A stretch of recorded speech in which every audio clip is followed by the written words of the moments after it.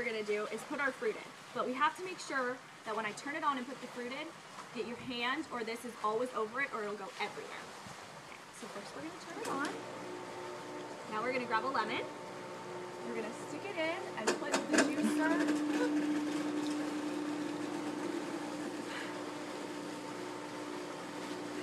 Until we're done. Okay. I'm gonna take another one.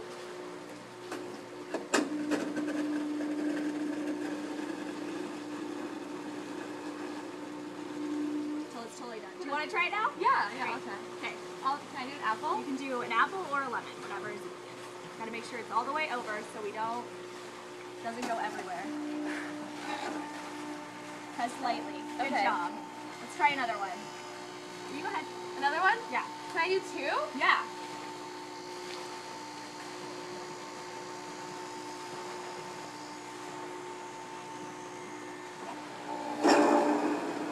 Very nice. It's gonna press our juice out.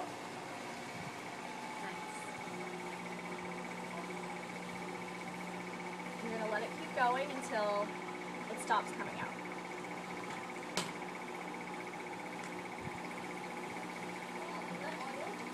Yes. It's stuck. There, what's up? And then we have all the other stuff in the refrigerator, right? Okay, that looks good. So what we're gonna do is turn it back. And now we have our apple ginger lemon juice. Do you wanna try it? I would love to. How is it? Wow, really good. Delicious? It is good. So now we can enjoy it on our beautiful summer day.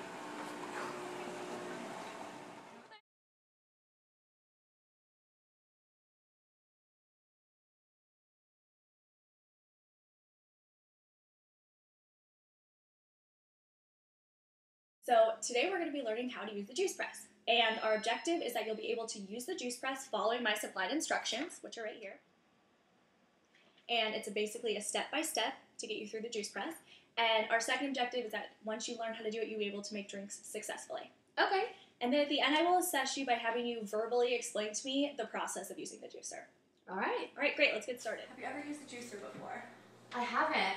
Okay, do you know the difference between a juicer and a juice press? I'm not sure. They both make juice though, right? They do. The difference between a juicer and a juice press is that a juicer has one step and a juice press has two. So in a juicer, what you do is put the fruit in and it comes out with the juice and the pulp. So for a juice press, what you do is you put the fruit in and you're going to collect the pulp. And then there you're going to press the juice out. So it's two different steps. Okay, so today we have a bunch of fruit to pick from. What's your favorite kind of fruit? I really like blueberries. Perfect. Okay, so we have today our apples, blueberries, mint, lemons, and ginger. So go ahead and pick three you'd like to use in your juice. Okay, definitely the blueberries, and then I'd like to add lemon and mint. Perfect. Well, I might suggest putting a little bit of apple in there just to sweeten it up because it might be a little tart with the lemon and the blueberries. Okay. All right, sounds good. Well, let's have our juice press set up. So over here is the on and off button. This is where you're going to put all your fruit and you're going to use this to push it down. Put it in there like that. Then right here you're going to have your cloth bag, which is set like this because to fit into the juice press, it needs to be in thirds. So we're actually only going to be filling up about this much of the bag in order for it to fit and go back to the press. Okay.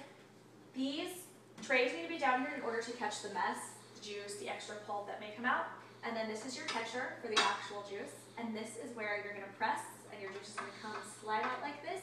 And in order to get this to move up, you're going to turn this lever all the way over. Okay. Great. Okay, so here's the fruit for today. Make sure you wash your fruit thoroughly before you start. I like to use all organic. And then the fruit should be cut into a size like this so that it fits down to the juicer. Okay. All right, so first what we're going to do is put on our cloth bag. All right, so what I want you to do is open it like this, and what you're going to do is take this and put it over the top and hook this right onto this. Okay.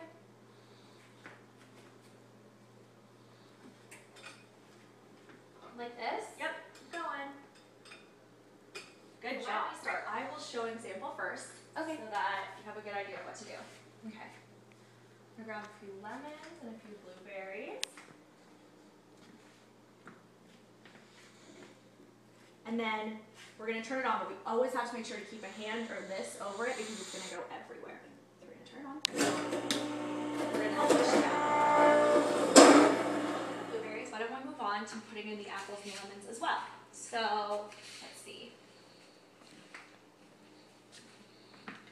Stick these down here.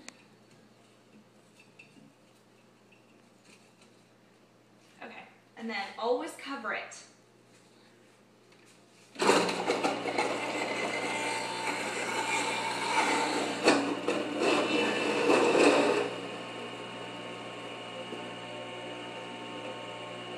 Okay, why don't you try now? Okay.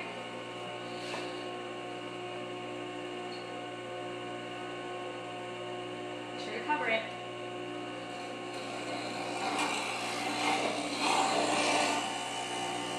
Good.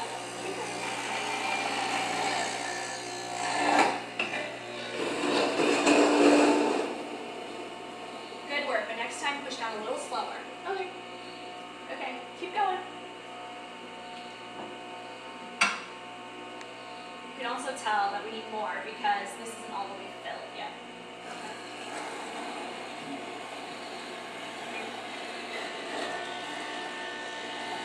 Always keep it covered, hand.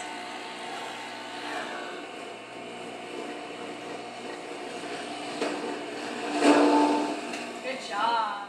If you want to feel it, it feels about a third of the way done. So I think it's time to press. Okay. So what we're going to do is take it off like this. We're going to scrape the bottom to make sure we get the rest of it. And we're going to fold it into thirds, like I mentioned earlier. So now that we have our bag folded into thirds, what we're going to do is turn the machine on. Great. And you're going to flip this lever so that this comes up, and we're going to collect all our juice in this catcher. All the way? Good job.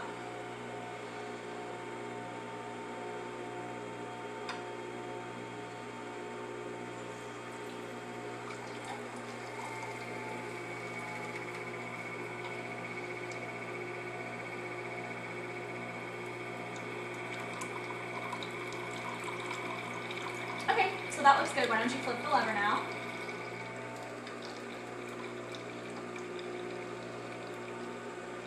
And I'll turn it off. So here's our finished product. Do you want to give it a try? Sure. So good. Wow. It's delicious. So if you were to attempt this at home, do you think you could do it again? Definitely. Can you give me a few steps? Well, you have to turn the machine on first. Right, while always making sure. To cover the hole so the fruit doesn't fly everywhere. Exactly. And once you have grinded your fruit, how do you press the juice? You fold the bag in thirds and then you put it on the presser and turn the lever on. First you have to turn the machine on. Oh, Then the lever. right, okay. Perfect. Well, it sounds like you got it. Okay, thanks. No problem.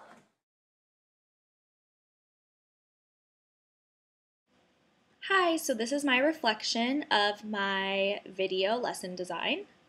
And we were asked to answer 3 questions. The first was, how do you feel about your original lesson after having taken the EDUC 518 course? Looking back on it, I thought I actually did pretty decent. I unknowingly did a bunch of learning theories within it originally, which I thought was kind of crazy because I didn't have any prior knowledge, but I guess some of those things people do in their everyday life.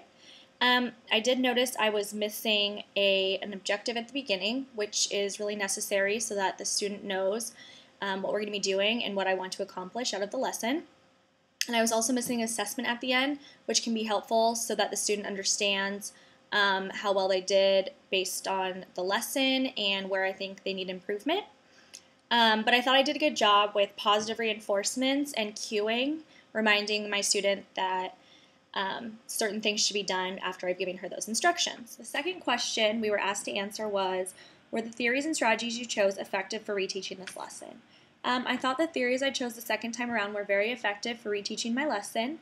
The first theory I chose was the constructivist theory, which states that people build upon prior knowledge. So at the beginning of my lesson, I asked my student questions to understand what she knew about juicing, And then when it came to the assessment, she was able to tell me the process of using the juice press, which makes me understand that she had learned and built upon her prior knowledge of juicers. The second theory I chose was the social cognitive theory, which kind of explains that people learn from observing others. So I thought I was able to show her good examples and do good modeling of using the juicer, and she was able to watch what I had done and do it again herself. I also gave her a scaffold, a set of instructions at the beginning, which she was able to use if she got lost.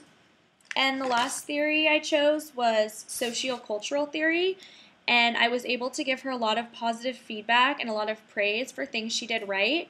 And I thought that was really effective because when she knew she was doing something right, she kept on going, and she asked very good questions when I gave her positive feedback. The assessment I chose to give to my student was a verbal assessment, and I asked her a few questions about the juicer and the procedures, and she was able to answer them correctly, which showed me that she had learned how to use the juice press effectively. The last question we were supposed to answer was, are there any changes you would make to your redesigned lesson now that you've taught it once?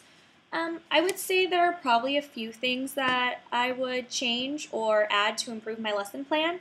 I think the first would be having multiple juicers. It would be really great if my student was able to use a juicer and I was able to use a different juicer so that I could show her and she could immediately show it to me afterwards. And that way we could work together and she could be doing it as I'm explaining to her instead of me giving her example and then her doing it right after. And then I also thought I could have used some more assessments. I might have asked more questions along the way and got an assessment that way to see if she was learning throughout the process instead of just at the end. And I thought I could have maybe given her like a quiz or had her write down the instructions at the end of the assignment instead of handing them to her, so that way I could see she really knew how to go through each step properly, which would help if I had asked questions along the way. So all in all, I think this lesson went really well. I used a lot of good theories within it, and I was able to assess her, and it is clear that she learned how to successfully use a juicer. Thank you.